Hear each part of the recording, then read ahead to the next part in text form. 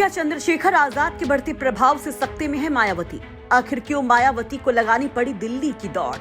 क्यों मायावती ने जमा लिया दिल्ली में अपना डेरा?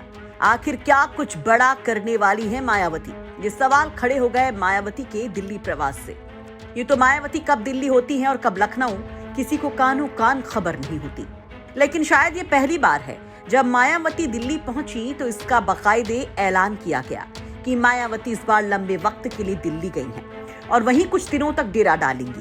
तो आखिर लंबे समय तक दिल्ली रहने का ऐलान करने की जरूरत क्या थी? क्या सचमुच मायावती इस बात को अब बता देना चाहती हैं कि वो अब दिल्ली की सियासत करना चाहती हैं? यानी 2024 को लेकर उनके जो प्लान हैं वो दिल्ली से तय होंगे या फिर प्लान बी कुछ और ही है? ये तमाम चर्चाएं सियासी गलियारों में गूंज रही हैं। तो चलिए जानते हैं कि आखिर क्यों मायावती अब हो गई हैं दिल्ली की।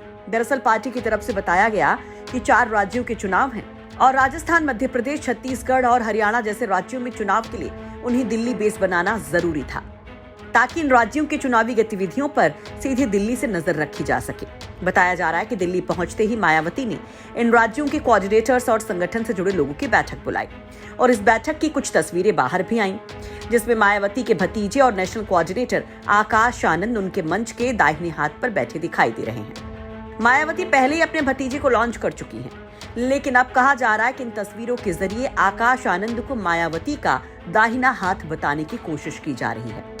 दरअसल ये तस्वीरें खुद आकाश आनंद ने अपने ट्विटर हैंडल से जब शेयर की तो इस तरह की चर्चाएं तेज हो गईं। वहीं मायावती के दिल्ली मोड के पीछे भीम आर्मी चीफ चंद्रशेखर आजाद को भी एक बड़ा फैक्टर माना जा रहा है। कहा यह जा रहा कि चंद्रशेखर आजाद के बढ़ते प्रभाव और उन पर हुए हालिया हमले के बाद उनके लिए बढ़ते दलितों के आकर्षण और खासकर दलित युवाओं के बीच बढ़ती फैन फॉलोइंग को देखते हुए ही मायावती अब इसके काउंटर की तैयारी में जुटी हैं और हर हाल में युवा दलित चेहरे के तौर पर अपने भतीजे को स्थापित करने की कोशिश कर रही हैं। मायावती को लग रहा है कि चंद्रशेखर दिल्ली में बैठकर देश की दलित राजनीति और दलित विमर्श को प्रभावित कर रहे हैं। उनकी दलित फॉलोइंग बढ़ रही है और वो एक दलित चेहरे के तौर पर उभर रहे हैं। कहा यह जा रहा है कि मायावती को यह भी लगने लगा है कि अगर चंद्रशेखर का उभार नहीं रोका गया या फिर उनकी तुलना में आकाश आनंद को खड़ा नहीं किया गया तो देर हो जाएगी और सियासी रूप से बसपा को भारी नुकसान हो सकता है, क्योंकि चंद्रशेखर आजाद ने मध्य प्रदेश, हरियाणा, राजस्थान और पंजाब सभी जगहों पर चुनाव लड़ने का ऐलान कर दिया है और उनकी सियासी यूनिट आजाद समाज पार्टी ने काम करना भी शुरू कर दिया है। तो ऐसे में कहा जा रहा है कि आने वाले वक्त को भांपते हुए मायावती इस बार अपने भतीजे को बसपा के चेहरे के तौर पर स्थापित करने की कोशिश में है ताकि राष्ट्रीय फलक पर बढ़ते चंद्रशेखर आजाद के उभार को रोका जा सके। सूत्रों के मुताबिक मायावती अपनी फॉलोइंग और अपने करिश्मे को अभी चुनावी राज्यों में आगे रखना चाहती हैं, जबकि भतीजे आकाश आनंद को संगठन और चुनावी राज्यों में गठबंधन को लेकर पार्टियों से चर्चा करने की जिम्मेदारी दी गई है।